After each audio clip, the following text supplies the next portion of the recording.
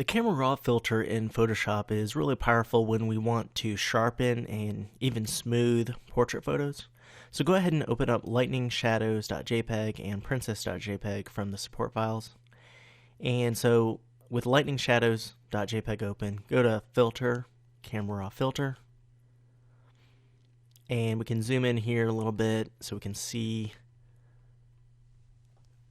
some of the detail. The same shortcuts work just like in Photoshop's main workspace area. Control or Command plus or minus can zoom in and zoom out. And over here on the tab, click on the third one. It's called the Detail tab.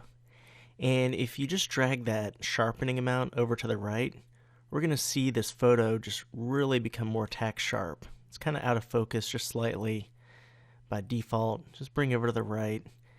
Experiment with the radius. We can click and drag on those arrows, or we can just click and drag over the name. And then detail, whether you want more detail or less. If you go way too much, it can kind of look like the pores almost look like goosebumps. We don't want that. Just want to kind of be a subtle effect. And if you do masking, that effect's going to start to be masked out gradually. So if you want to be more subtle, you can experiment with that, or you can dial it down here over to the left a little bit. Now if you go to luminance, that's going to smooth the skin and just smooth the overall photo.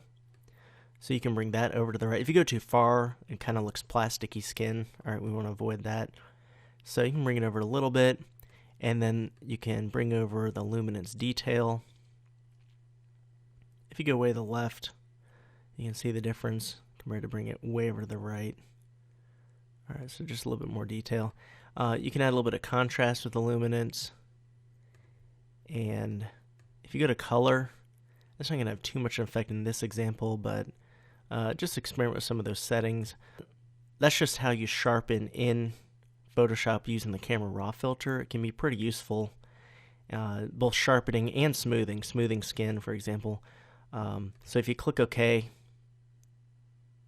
it will go ahead and sharpen and also even smooth the portrait. Let's do another example, but I'm actually going to work on a duplicated layer. So press Command J on the Mac or Control J on the PC first. So this is our new layer. Then go to Filter, Camera Raw Filter. And I'm going to zoom in a little bit so we can see the detail. And third tab again, let's bring the sharpening way up. If you look at the hair and also her skin here, when we sharpen, it really improves the photo. And bring the radius up a little bit. If you go too far again, we get the almost like a goosebump effect from the pores, so we don't want that. So I'm going to bring that over to the left, not too much.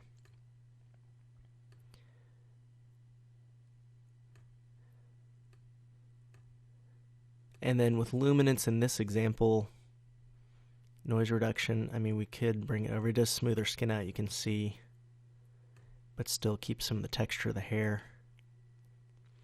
So I think that looks good. I'm going to hit OK. The cool thing about this is we can use the camera raw filter in conjunction with layers and masking. So here's the before, and then here's after. It's very subtle, but if you keep your eye up here, you see the before, slightly out of focus, after, really tack sharp, a lot more contrast and detail with the hairs. And then same thing down here. Now, if we wanted this to be a selective effect, we can add a mask. So hold down Alt on the PC or Option on the Mac and click Add Layer Mask. So now it's covering up this layer. And then set your foreground color to white. Choose a nice soft edge brush.